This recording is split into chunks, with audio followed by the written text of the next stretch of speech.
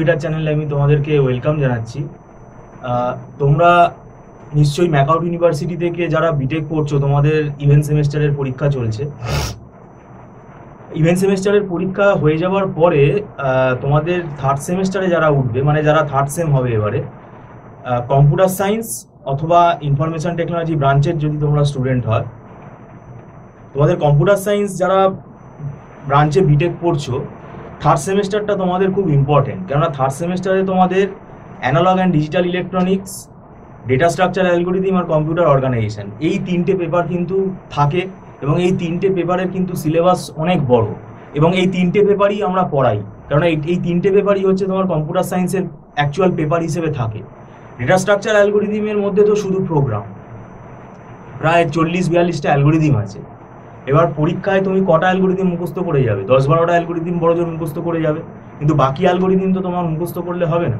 এবং ডেটা স্ট্রাকচারের মধ্যেও কিন্তু ম্যাথামেটিক্যাল ক্যালকুলেশন আছে, ম্যাথামেটিক্স আছে, কিন্তু টাইম কমপ্লেক্সিটি অ্যানালিসিস যেগুলো থাকে। আর অ্যানালগ অ্যান্ড ডিজিটাল ইলেকট্রনিক্সটা আমি বলবো এটা মেজরিটিতে ডিজিটাল ইলেকট্রনিক্সটাই রয়েছে। প্রায় ধরতে গেলে 80% কিন্তু ডিজিটাল ইলেকট্রনিক্স, আর কিছুটা হয়তো অ্যানালগ ইলেকট্রনিক্স আছে। কিন্তু সব মিলিয়ে দেখতে গেলে আবার কম্পিউটার অর্গানাইজেশন যেটা আছে, সেখানেও কিন্তু অনেকগুলো টপিক রয়েছে। কম্পিউটার অর্গানাইজেশনের মধ্যে দেখবে বেশিরভাগটাই তোমার সার্কিট ডিজাইন, আর্কিটেকচারাল যে সার্কিটগুলো আছে সেইগুলো সব আছে আমাদের। মেমোরি ম্যানেজমেন্ট আছে, ঠিক আছে, পাইপলাইনিং আছে, তারপরে ইনপুট আউটপুট ম্যানেজমেন্ট আছে, ইনপুট আউটপুট অর্গানাইজেশন। তো এখানে আমরা দেখতে গেলে তারপরে ম্যাথামেটিক্যাল ক্যালকুলেশন প্রসেসর বলে একটা চ্যাপ্টার আছে, সিপিইউ অর্গানাইজেশন, সেখানে তো আমাদের ফ্লোটিং পয়েন্ট অ্যারিথমেটিকের ওপর অঙ্ক আছে, রেজিস্টারের ওপর অঙ্ক আছে, অ্যাসেম্বলি ল্যাঙ্গুয়েজ প্রোগ্রামিং আছে। তো সব মিলিয়ে দেখতে গেলে তিনটে সাবজেক্ট একজন ফ্যাকাল্টির পক্ষে তাড়াহুড়ো করে পড়ানো কিন্তু অসম্ভব। যেটা কি হয়, পরীক্ষার 2 মাস আগে ফোন করে যারা, তারা বোঝে না। তো আমরা সিম্পলি রিজেক্ট করি, কারণ এদেরকে 2 মাস আগে পড়ালে এরা বদনাম করবে, কারণ নির্ঘাত এরা সাপ্লি পাবে। তো সেই কারণে আমরা বলি কি, দেখো এখন পরীক্ষা হয়ে গেলে তোমরা কিছুদিন রেস্ট নিতে পারো, কিন্তু আমি বলবো এই জুলাই মাস থেকেই পড়া শুরু করে দেওয়াটা উচিত। কারণ আমরা জুলাই মাস থেকেই ব্যাচ শুরু করে দিচ্ছি।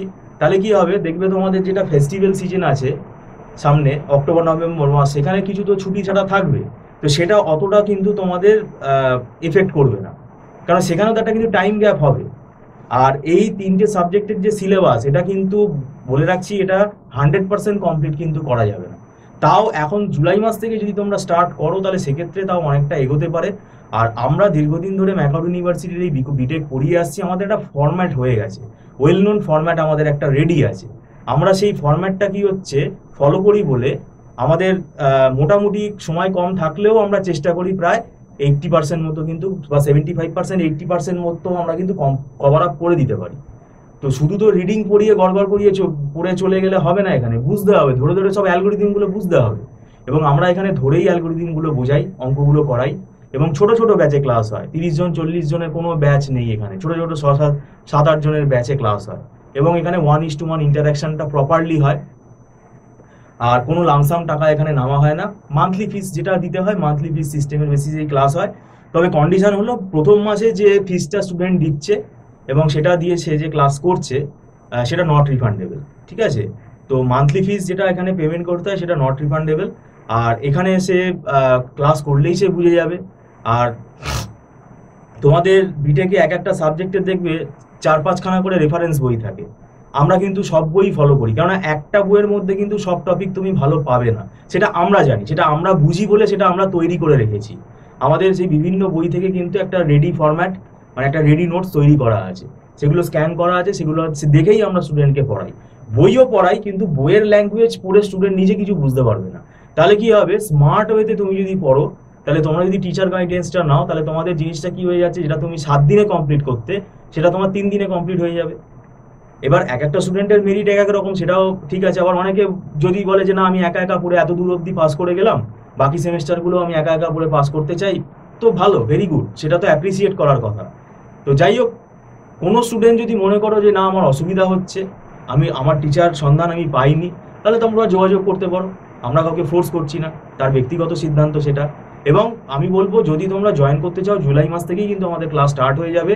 আর একটা নিয়ম হচ্ছে আমাদের ইনস্টিটিউটের রুল, সেটা হচ্ছে যারা দেরি করে আসবে, ঠিক আছে, দেরি করে আসলে কি হয়, আমাদের রেকর্ড ক্লাস পারচেস করে নিতে হয়।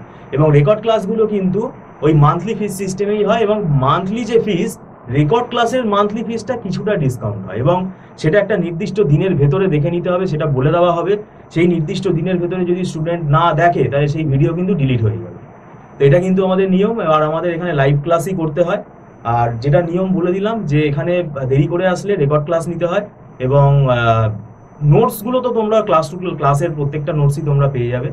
তো আমি বলবো যে তোমাদের চাপটা যাতে হালকা হয়, সেই কারণে তোমরা জুলাই মাস থেকে কিন্তু পড়া শুরু করে দাও। জুলাই মাস থেকে পড়া শুরু করে দিলে কিন্তু তোমাদের আরো এগিয়ে যাবে সিলেবাসটা। তো যাই হোক, ভিডিওটা সম্পূর্ণ দেখার জন্য আমি তোমাদেরকে ধন্যবাদ জানাচ্ছি। Thank you so much.